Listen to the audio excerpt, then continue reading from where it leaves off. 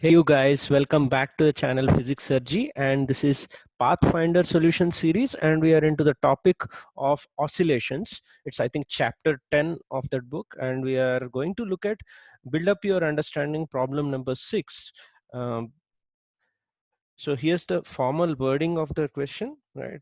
So if you want to give it a try, just have a pause at the video here and try it out for a few minutes. There are multiple solutions for this. Actually, I have seen on internet. We'll try to see a slightly different one. So in case you have not yet tried it out, so please do so and come back for the solution. Okay. Right. So I'll go ahead with the formal wording. A small ring is threaded on an inextensible frictionless cord of length 2L. This is the length 2L. The ends of the cord are fixed to a horizontal ceiling. In equilibrium, the ring is at the depth h below the ceiling. So this height also is mentioned. Now the ring is pulled aside by a small distance in the vertical plane containing the cord and released. So slightly displaced in the same vertical plane, not in and out, but in the same plane, and released. Find time period of oscillations, small oscillations of the ring. Acceleration due to gravity is g. Okay, so this is the information that is provided to us, and let's see what are the concepts involved. The way I'm going to provide the solution, so this is the concept that is required to follow my solution. For an angular SHM of small oscillations, just imagine there was a vertical surface which is of some curvature, and there is an object, a small particle which is on it, and it's frictionless and it's slightly disturbed, and you want an angular SHM to take place. Okay, then in order to write the time period of oscillations, you can make out the restoring torque at this particular place as mg into r sine theta, where r, I would argue, is the radius of curvature of that small oscillations. Any small oscillations, you can consider that arc to be a part of a circle, and that circle will have a radius of curvature.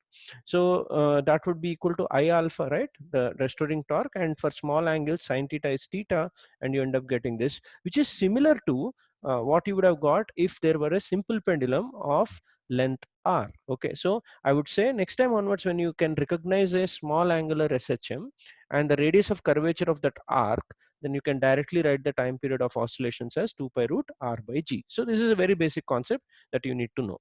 Now, what kind of arc does our problem execute? Okay, so lot of things on the screen, so please make sure you follow my lead. Okay, so I have redrawn that picture that is given in the book, and this is the original position, and let's say this is the shifted position. I have labeled them as P and Q. Okay, the arc along which this particular ring undergoes is the path that I have shown in white, at least here. Okay, so I realized one very important thing, that from this point P to Q, whenever it goes, the thread moves, but the total length of the thread is fixed. Okay, so I recognize S1P plus PS2 should be same as S1Q plus QS2. So that's what I written, and that value is 2L.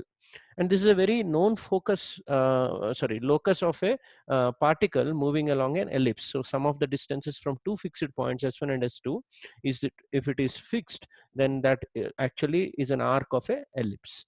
And what is the semi-major axis of that ellipse, right? So this sum of the distances is 2a, and a is the semi-major axis. So we know the value of that a in terms of L. It's actually equal to L.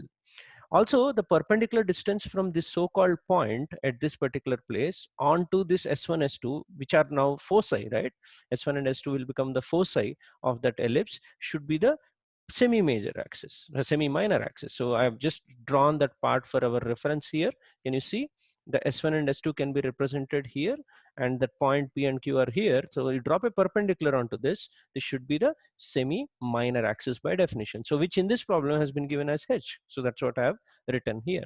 So both A is L and B is H is already known, and you are at the end of a semi-minor axis. This position is a semi-minor axis position. Okay, so radius of curvature at that end of the minor axis should be equal to a square by b.